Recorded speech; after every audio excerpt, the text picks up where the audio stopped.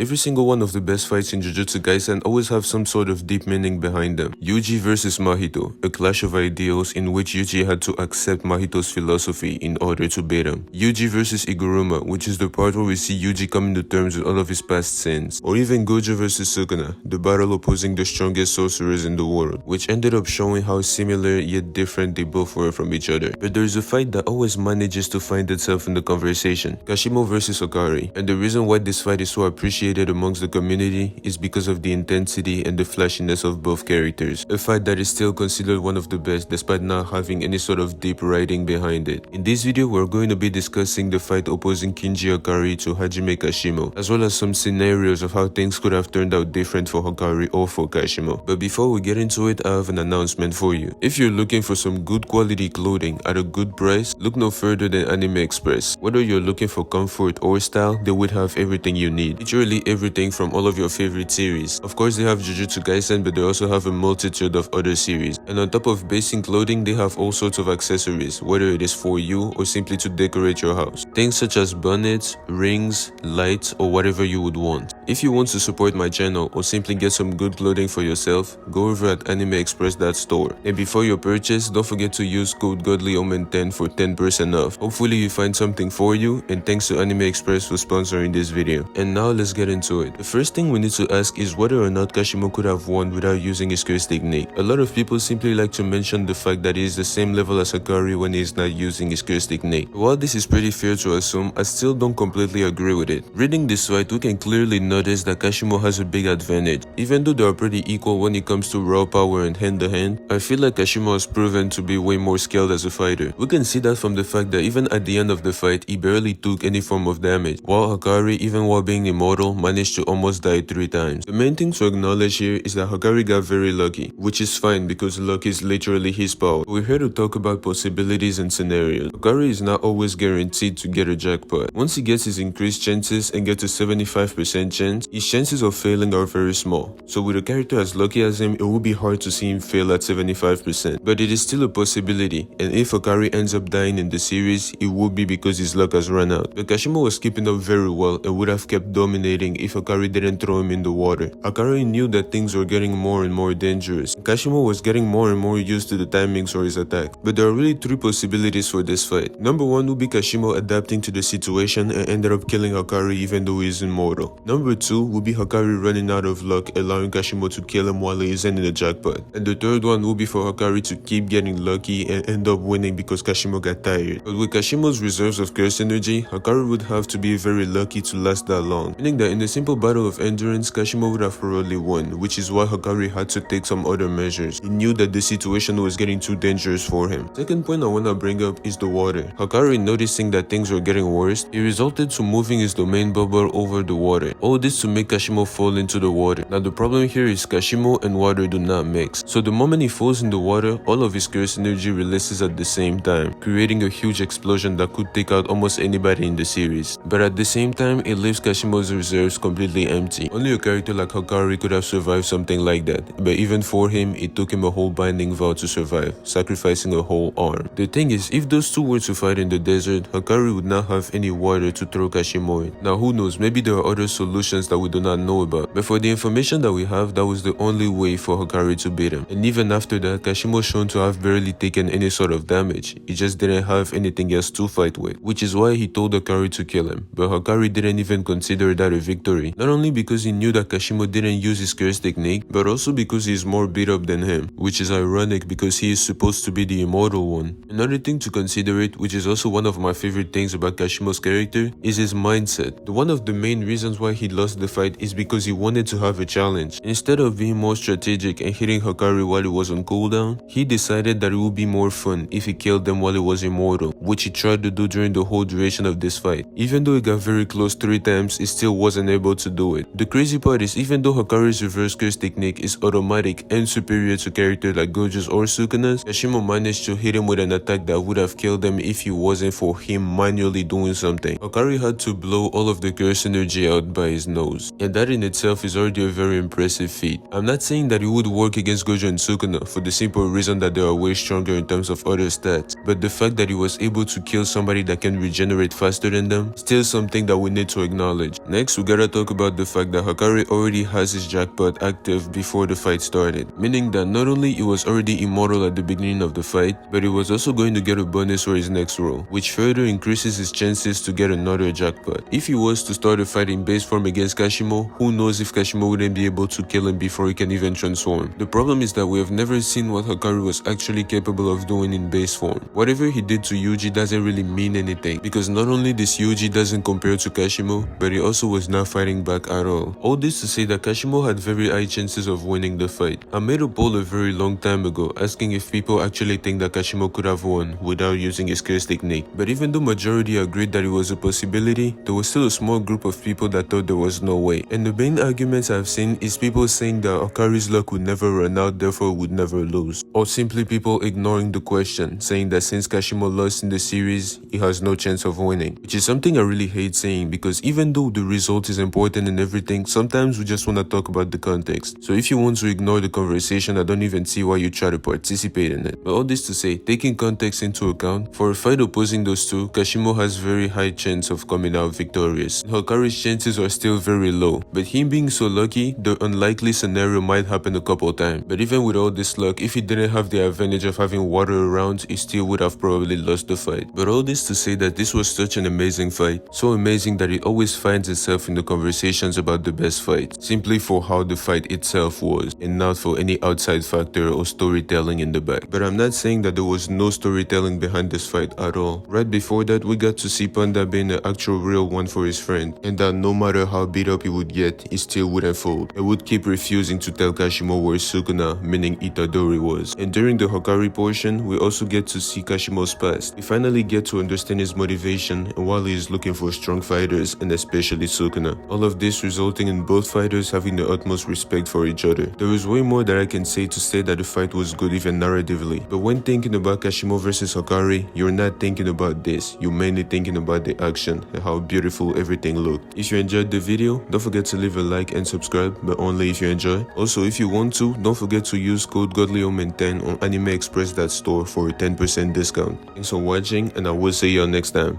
Peace.